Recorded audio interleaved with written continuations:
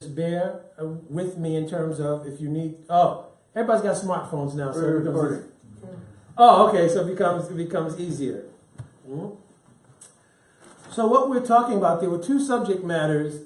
I don't know if we'll get to both of them, but the one was the planned subject matter tonight, which was a discussion on the Vedantic concepts of, and this is the first thing to write down, Anadi, N-A-D-I, Anitya, Anadi, Anitya? Ananta, and Nitya. So, Anadi, Anitya, Ananta, Nitya. Second thing to write down is constitutional and condition.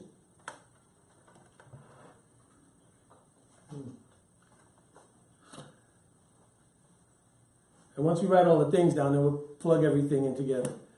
The next thing to write down is external. I'm going to use the English rather than using all Sanskrit. External, marginal, and internal. So Antaranga Shakti, Bahiranga Shakti, and Tatashta Shakti.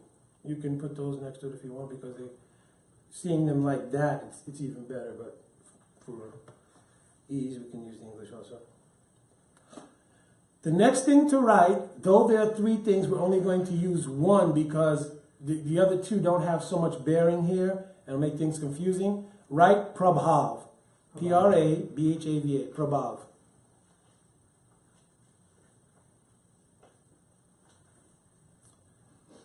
The last thing to write is Jiva. You can write Jivatma or Jiva.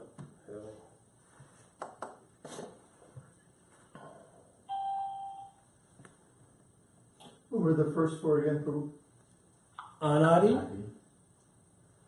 A-N-A-D-I, Anitya, A-N-T-I-Y-A, Ananta, Ananta, and Nitya. Those are the first four. Those are the main, that's the main theme.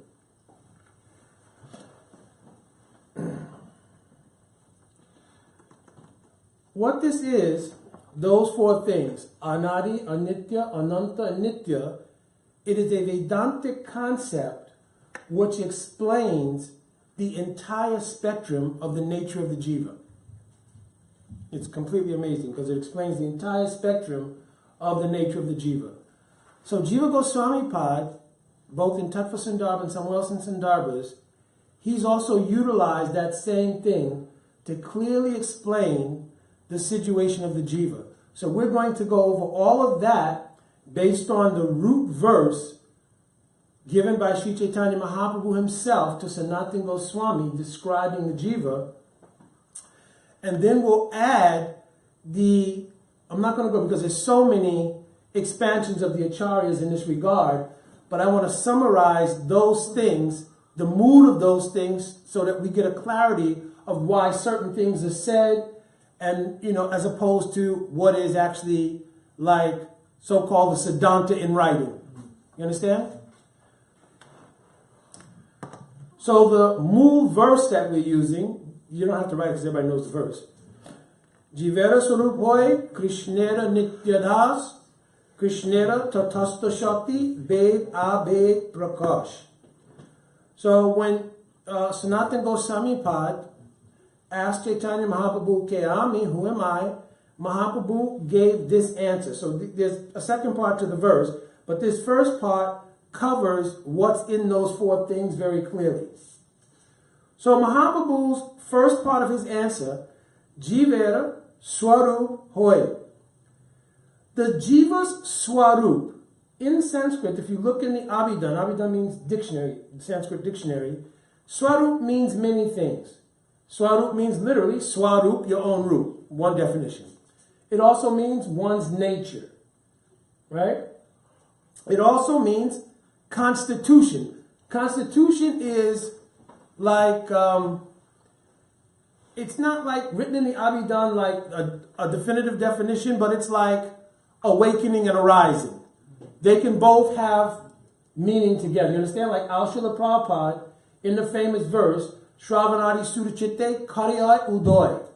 Right? Udoy, literally in Sanskrit, there's no word awakening for Udoy. There's nothing in the Abhidhan like that. It says rising, sun rising, right? Like Udilo Aruna in the Bhajan. So Udoy means to rise. Awakening can be used though, because when you awaken, something is also rising in you. Your consciousness again is rising to the waking state. So you can use them together. In the same way, constitution for the word Swarup is like that. It's applied. It's not in the Abhidhan, right?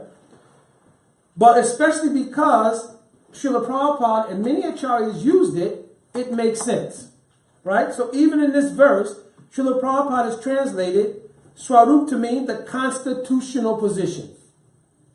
You understand? So we have authority to use this word based on realized souls, right?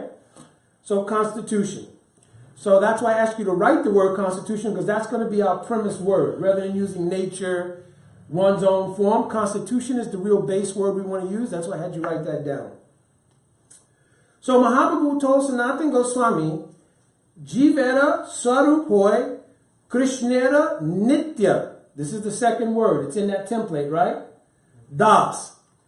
So the first part of Mahaprabhu's definition to Sanatana Goswami on what is or who is the jiva, he said, who am I, was that the jiva is constitutionally Nitya Das to Krishna. Krishnera means of Krishna.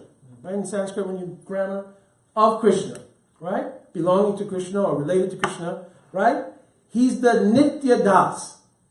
Now, let me explain, because these four things will help to understand everything we say.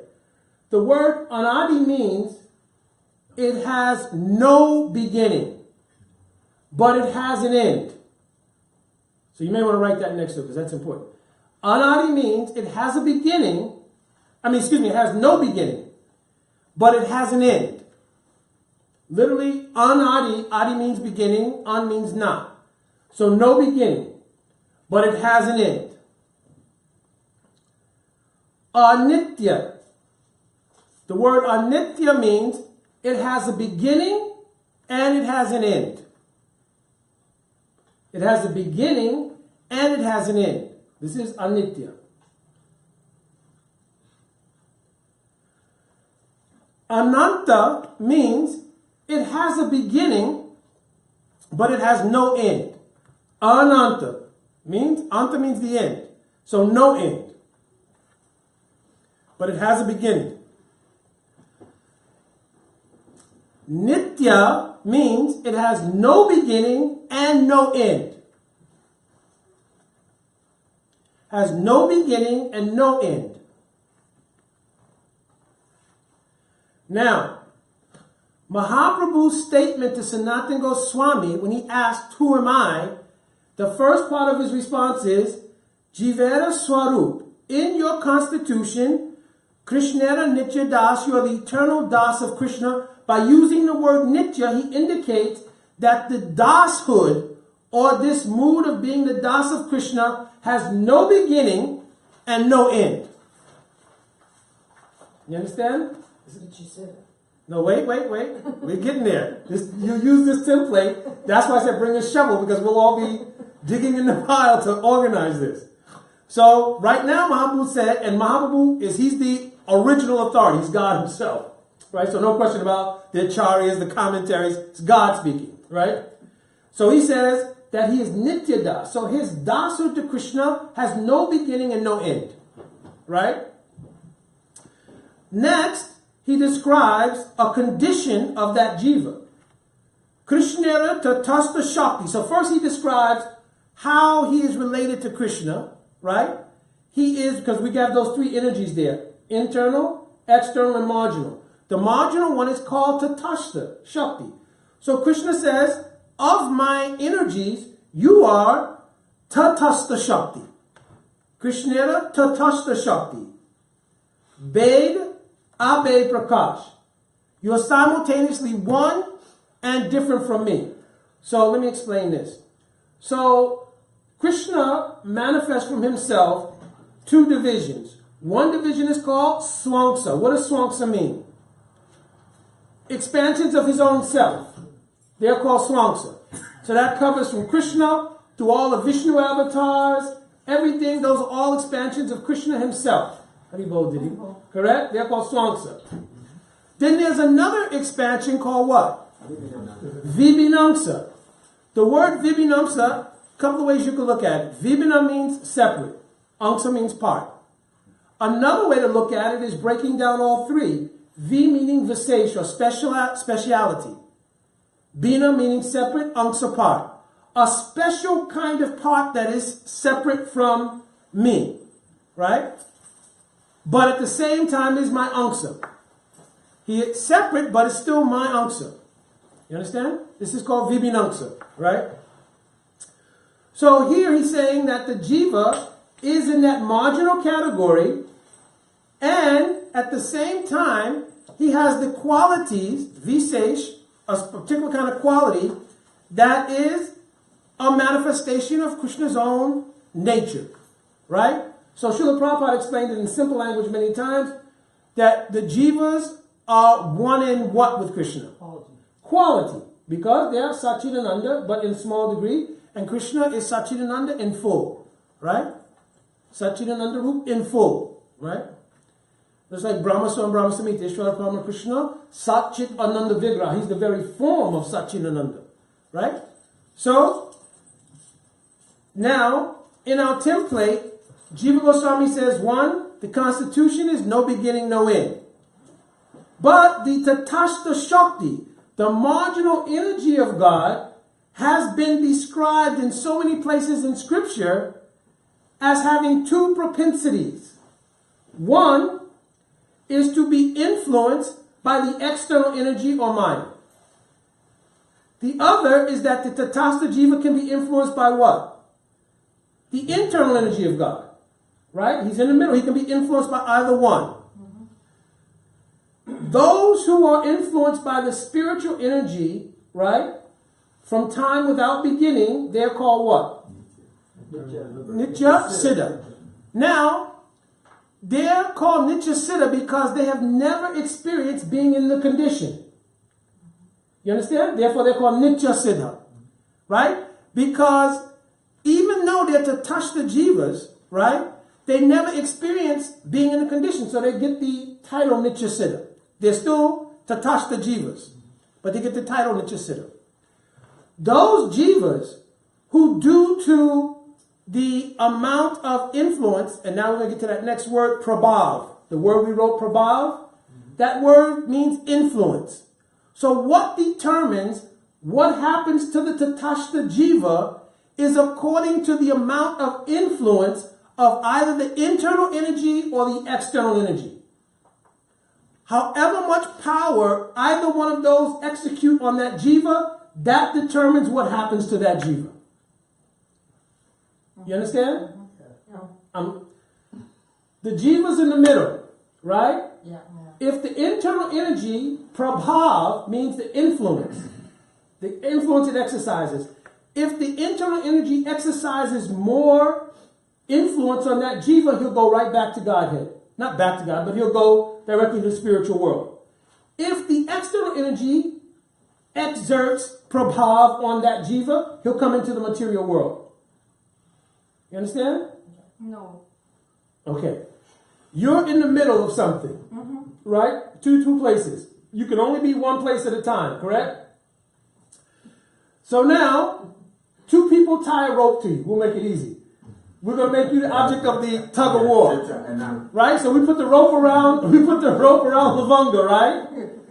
So on this side is me, Bhagavat Maharaj, right? And you get all the other big people. I don't know, like really big people. On the other side, you put all the really, really small people. Right? Teeny people, right?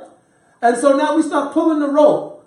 Actually, according to whatever side is stronger on you pulling, that side you'll go to. You understand? Yeah. It's like that. But it sounds like the jiva has no choice. Here we go. We're getting to that. Stay tuned. Let's bring the show. All right. Now, the prabhav that's executed on the jiva takes place simply by the Icha Shakti of Bhagavan.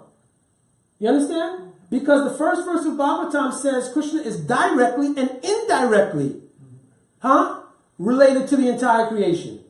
You understand? Because what is Krishna himself his main business? Enjoying in Goloka Vrindavan. Does that mean the rest of the world's not running? Or does that mean he's taking time? They're right in the middle of Rasta and say, hold on, there's so many jivas going to material. Let me check in the office, see what's happening to those jivas. You understand? No, right? Krishna doesn't stop everything. Oh, hold on a second.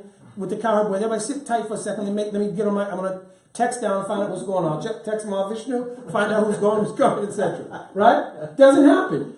So, in an indirect sense, through his expansions like Mahavishnu, this is going on. The power that makes all of this go on is his Icha Shakti. Icha Shakti, so we don't become confused, what is the original Shakti of Krishna? Srimati Radhika. But Radhika's full absorption is where? In the spiritual world, making Krishna happy. She also has expansions of her Shakti. So by the Lord's arrangement, Parasa Shaktir Vividaiva Shuryate Swabhavaki Balagyana Kriyacha. All of those other Shaktis, including Icha Shakti, is working like automatically. When you push a button on the computer, I have no idea what happens. As a computer expert could tell me, but I know I hit the button and the nodes and electrodes and zeros and X, whatever they do what they do, and what I need to have happen happens. Similarly, Krishna being indirectly conscious of everything, simply by his inner... Oh, I'm sorry. Is the stream as a nectar on? I'm not sure. Why is not? Some are saying it's not on. It's not. Okay, Jayadev, when he comes back, he'll put on. It's just click the thing. Hey, you can push it. Hold it. So in this way,